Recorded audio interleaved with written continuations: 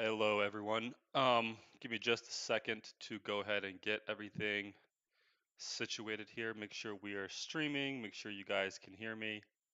If you have any questions, please just let me know in the comments and in the chat.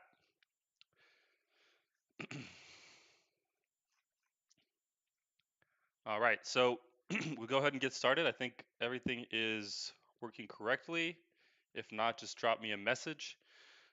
So in this video, what we're going to be talking about is evaluating venues. So essentially, we're going to be discussing how to find the best tickets to buy, how to select, where to buy tickets, and specifically, we're going to do it by looking at venues. So we're going to be looking at why some venues just do well and why understanding the venue is crucial in determining how an event will perform. In this segment, we're going to look at all the elements that indicate profitable venues for ticket resale. We're going to look at the the locations, obviously the city, the fans in those cities, the demographics, and we're really going to get into some details. So if you look at this chart here, you can see top North American cities by sold out event frequency. This is data from Flair. So you can see the top cities, the biggest cities, the ones with the largest population in the U.S. You'd expect to have the most sold out shows. So we have, New York, San Francisco, Toronto, Los Angeles, Brooklyn, kind of your main, New York, California, and then you got some Texas and Las Vegas in here. Nashville is a big city, Seattle. I think overall, California is the biggest for sold out events, at least according to our Flair data.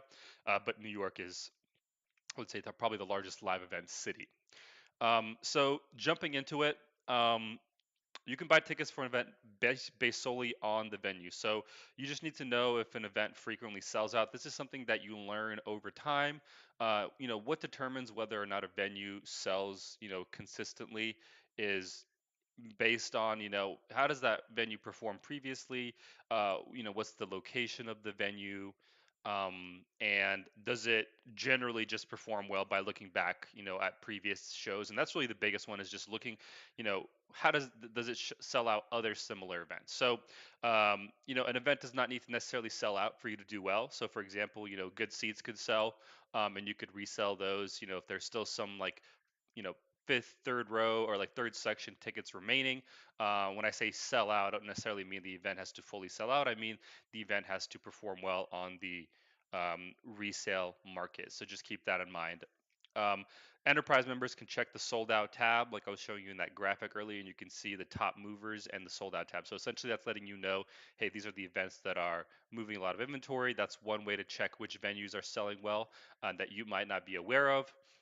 Generally, a good way is just a quick Google search or Chat GPT search and say, hey, what are the highest sellout events, or what are small venues in highly populated cities in the U.S. And I'm sure it'll give you a decent list or something like that. Checking the venue website is really important, so you can, once you get those venues, go to the website and look at previous events. So again, that's kind of a quick way to like get an idea of what are some events that you want, what are some venues that you want to look at. The key criteria is going to be city population, of course, location in the city. So, where is that venue located in the city? There can be a really big city, but if it's on the outskirts in a strange spot, poor parking, etc., it could impact the sales. And then the artist size relative to the venue. So, like, how big is the venue? If it's a 500 capacity venue, a 3,000 capacity venue, and it's in a big, huge city, that alone is just going to be able to move all the tickets pretty quickly. If there's a million people that live, let's say within a 10-minute span, let's say in like New York or something, and you have a 500 or 1,000 capacity venue, it could be, not the best artist, not the best time of the week. It could be a Tuesday night show, for a so-so artist, but the venue's still going to sell out. So just those are big things that play into it. Um, the main thing is the venue selected for an artist lets us know how many tickets the primary marketplace expects to sell. So these venues are always trying to optimize. They want to, sell the most amount of tickets and make the most amount of money. What our job is to determine if the venue is too small and the demand will exceed the ticket supply. So again, the venues are gonna, if they know that the show is gonna sell out, they might raise the price. The artist might raise the price just to kind of, break even. Like how many people are willing to spend, $50 versus how many people are willing to spend $100. So That's what the primary market, that's what the venue, that's what the artist is going to do. They're going to try to maximize, selling out their show or having all the seats filled up, but also making the most amount of money. But many times they'll make mistakes, especially in these very popular venues. They will, just have, too big of an artist, and their venue is just generally small, so they kind of expect stuff to sell out. Getting into city population, one of the main criteria is the amount of people that live in a city greatly impact the likelihood of selling out. Uh, Very simple. New York, like I said, is one of the biggest ones. Madison Square Garden is very famous. And then California leads with 239 events, followed by New York with 162 on the ticket flipping top movers list. And we'll kind of jump into Flair, and I'll do some more up to date examples in just a moment here, but just to kind of give you an idea of what we can expect. So, like I said, location in the city, parking is very important. If parking is difficult, a lot of times you can actually buy parking passes. It just depends again on the city. If parking is super difficult, buying parking passes, sometimes people will just spend the money to just get buttered parking if they don't want to take the subway or figure out another way to get there. Obviously, people can Uber, but parking passes can do good, can do well. And then is the venue in the good location? Sometimes, we'll have venues that seem like they should do well, but when you look it up on Google Earth, it's kind of like the outskirts, or it's just a strange part of town. It looks a little bit run down, a little bit unsafe. It might keep some people away from the event. So again, another part of what goes into an artist. So the next part is artist compared against the venue size. So using the Flair score to see whether the number of fans around the venue greatly outnumbered the venue capacity. That's a big part of it.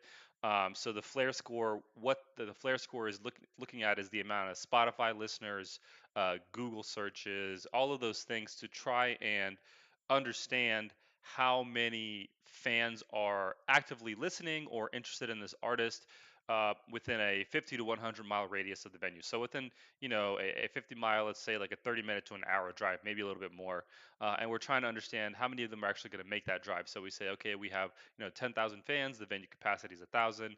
That gives us a 10 score essentially. But you'll see the score go up and down, and it's kind of compared against all the other events on Flair. So the higher the Flair score, the more fans there are relative to how many seats there are going to be for that event. So again, those are kind of some important things to look at, and a great way to get the artist comparison. Again, what you can also do is compare artists just by going online. There's certain resources where you can compare artists, and I'll show you how to do it on Spotify. But you can also do it on other websites where you compare like similar genres to see, hey, how similar is this artist to this one? Is there the same sort of demographic that would be interested in going to this show as opposed to the other one? The number of regular sellouts. So I would say this is kind of the best, way to look at it, and it's kind of what I focus on.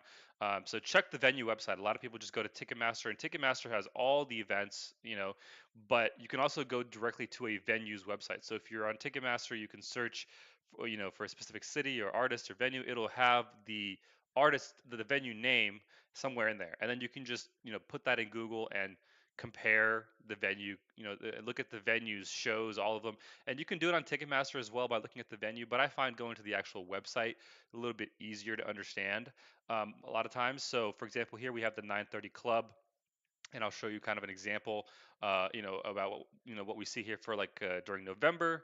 Now we're in 2026, so let's look at this example right here. So we have this show is sold out the day of the event. So this artist Wednesday, they have 658,000 followers.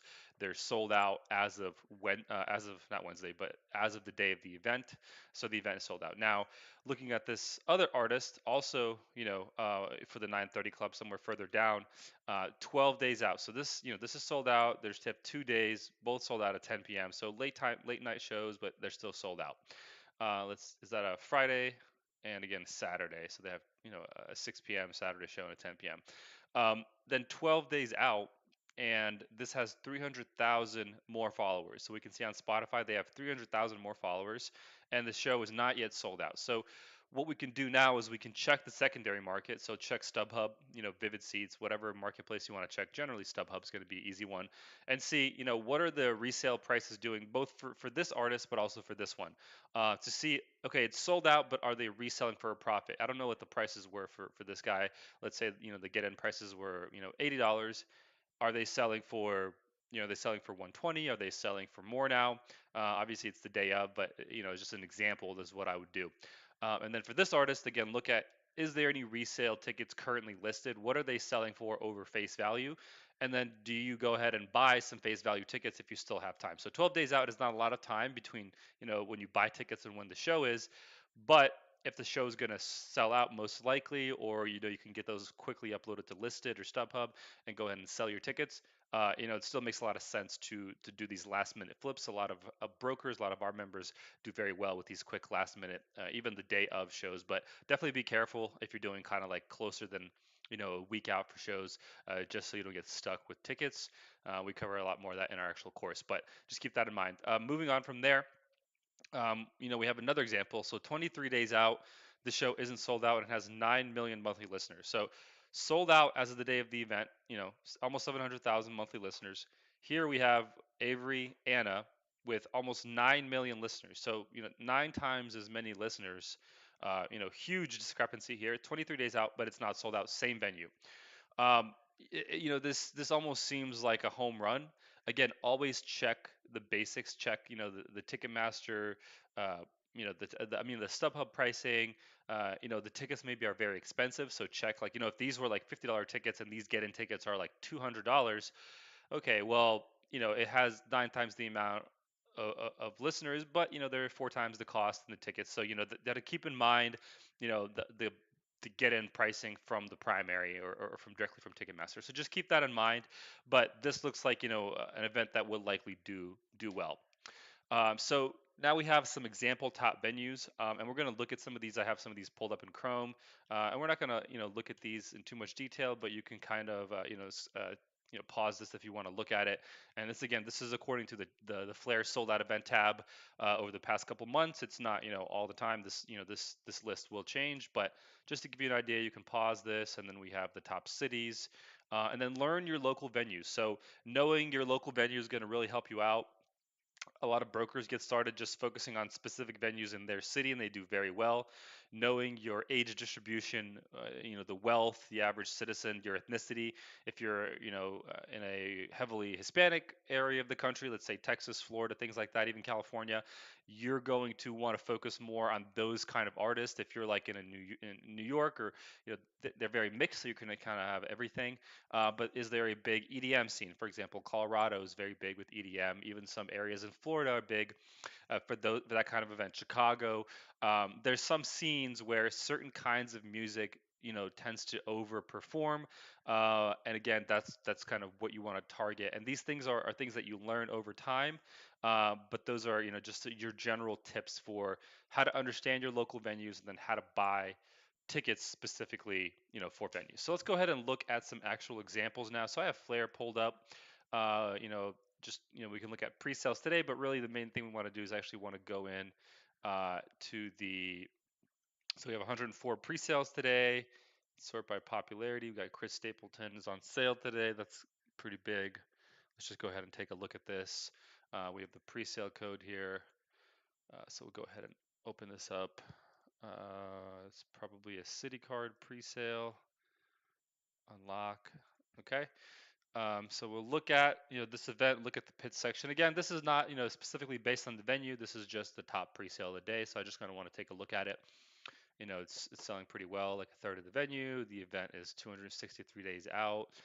The pit tickets are 189. On the pricier side, uh, but not crazy. Let's see if there are any cheaper pits.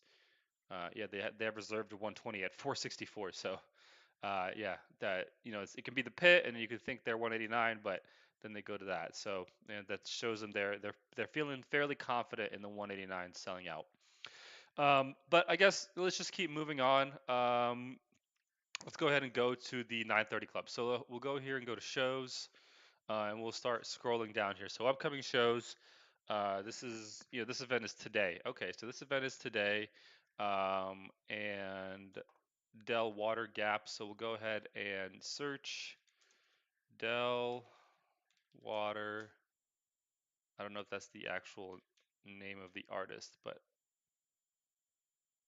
yeah, it is. Okay, so let's go to the artist here. So 2 million monthly listeners. Okay, so pretty solid. Um, 2.6, so almost 3 million. So pretty good, and it sold out the day of. So okay, let's keep going down here. Not sold out, not sold out. These are, these are a little close to not be sold out. I will generally kind of skip over some of these, if they're this close out, especially Friday, Saturday shows. Um, Maybe, we could look at this one, the Movement Vision Tour. So let's say if I want to, let me just go ahead and copy this so we can have like a back to back. And what is that called? It's called The Movement.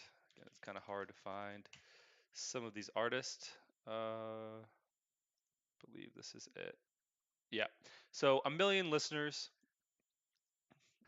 Okay, so that's good to see. Less than this other artist, but it's not like it's super low. Um, let's keep moving a little further. This one is sold out. As a Saturday show, Heated Rivalry Dance Party. Interesting. White Ford Bronco, DC's All 90 Band, Sunday show, Saturday show. L- Gimme Disco inspired by ABBA. This, I don't know what the artist is here. This looks like the DJ is just going to be, doing this. Um, and the one thing you have to keep in mind with the 930 Club is, again, they say, careful for, transfers and things like that. So just keep that in mind. Make sure transferability is available, or at least you know how you're going to transfer the tickets. These artists are sold out. So again, the 20th, pretty far out, and they're still sold out. So run around. So for example, let's compare the runarounds. Wow. So, not that many listeners, 365,000. And it is, oh, sorry, here we go. And it is plus Asteria, and it's Friday, and it's sold out. So that's interesting. It shows you that sometimes, even not the largest artists can still do well. This is, that's a little bit surprising. Um, Joey, Valence, and Bray. Let's just check this one as well.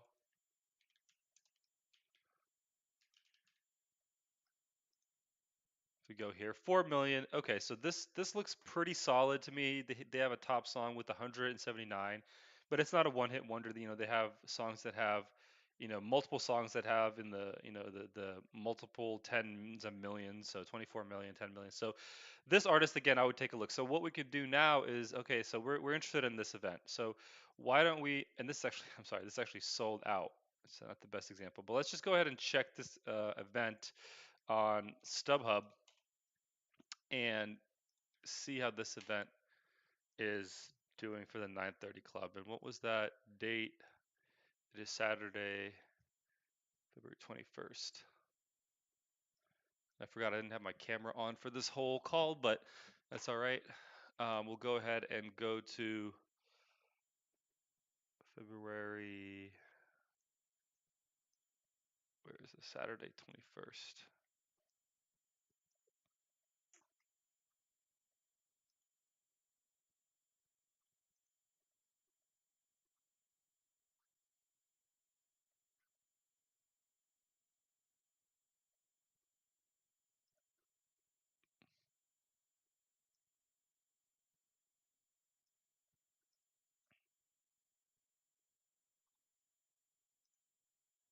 Hmm.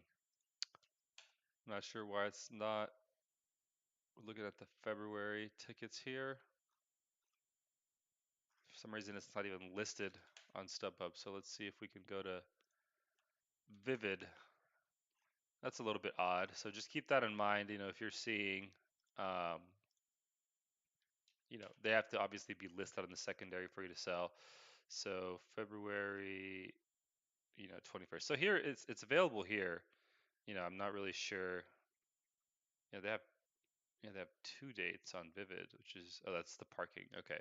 So we avoid the parking, but like I said, parking can also be, it can do decently well. So let's see, we have a couple tickets at 47.59, so nothing crazy, just some available listings.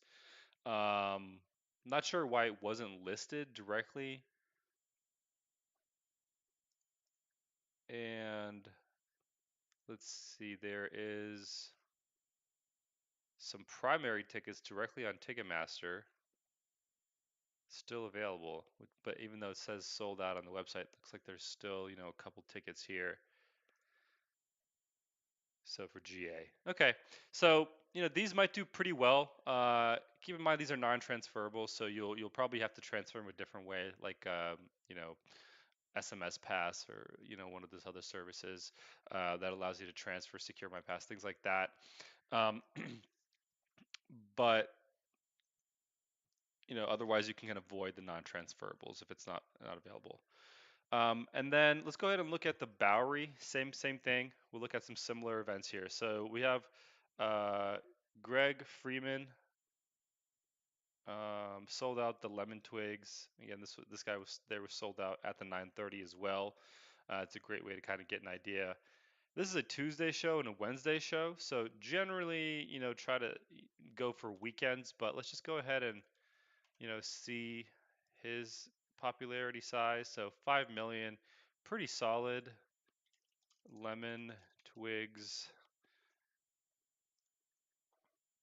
Wow. So, much smaller artist, much larger artist, but you can see they're sold out Friday and Saturday, and this guy is not sold out Tuesday, or Wednesday. So let's go ahead and open these up.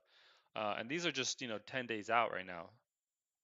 It looks like on Ticketmaster it's saying that it is sold. So sometimes the website maybe does not update in time because these should both say sold out.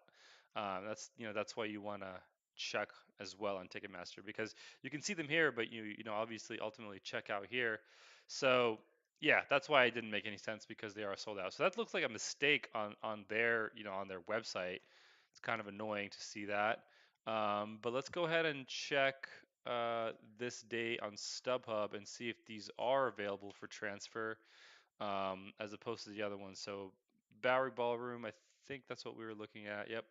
So let's go ahead and open this up. And someone's listing some tickets at like 35, but then we have GA's kind of 94. So it looks like everyone here is just undercutting, the cheaper ones. Whereas above 94, people are kind of holding steady at a higher price point. So, if this was me, I wouldn't price anywhere here. This just seems a little bit low. I'd probably hold out a little bit higher until I got to, at least to this $94 price point. You don't really want to be pricing down here. I'm not sure what the initial, get-in price was for this, uh, but probably, probably more than the 34 they have it listed for. So let's go ahead and check a couple more of these. This one, likely not sold. Okay, so this one's not sold out. This is a Thursday show. Let's go ahead and put this one in here. Let's see, 175. So small. This is a small artist. So again, not super confident in a Thursday show. Let's do, we get the Friday. So Friday's pretty solid. Let's check Friday. Let's check this artist. 20 million.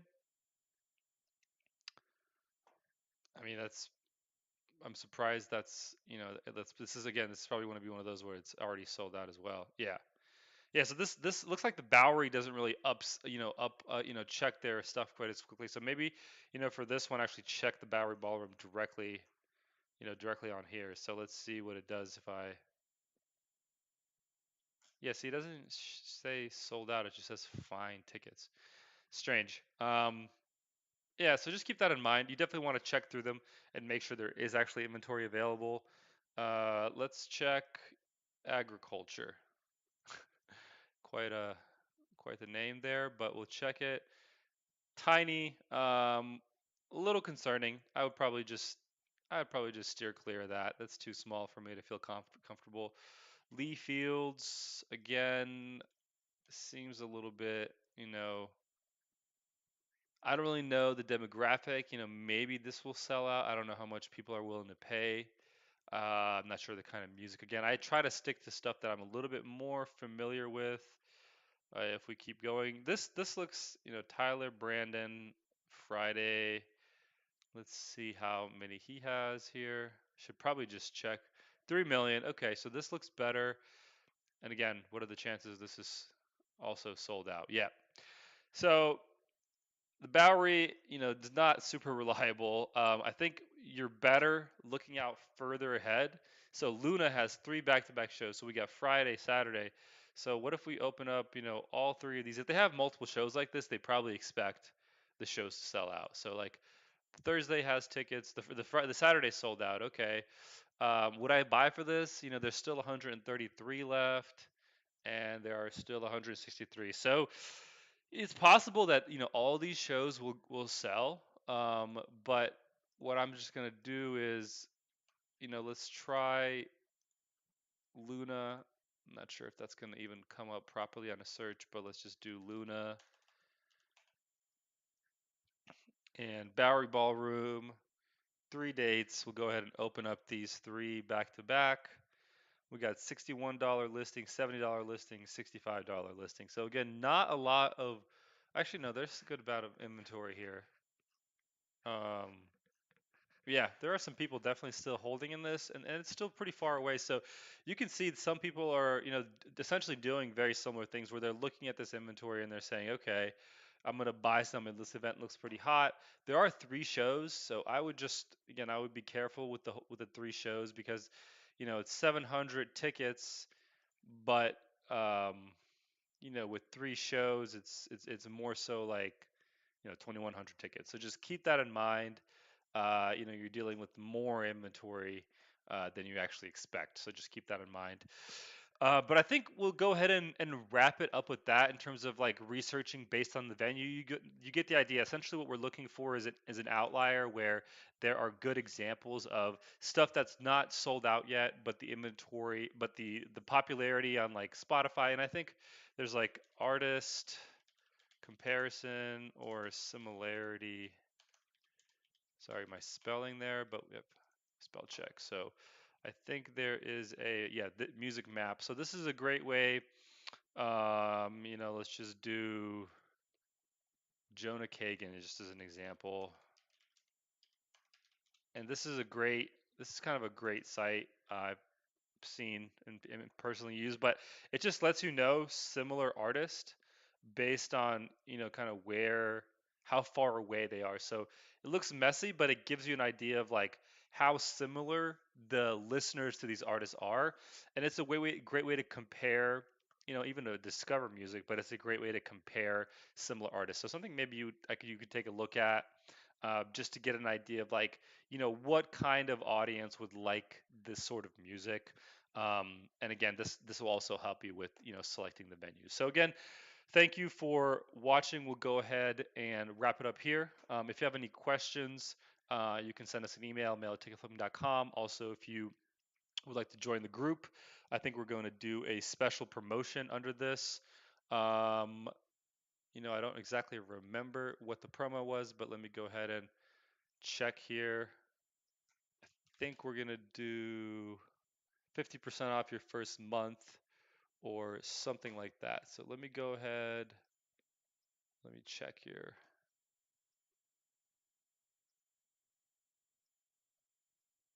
Yeah, so live deal 2026. So live only promo. I think it's half off for your first month or your first 2 months. You can try it out. There's also a link to get started. And again, you can also send us an email, drop a comment if you have any questions, and we'll go from there. All right, well, thank you everyone who joined us. Not a lot of people in the live here from what I can see, but that's all right. This will also be recorded. And we'll do more of these live calls if you guys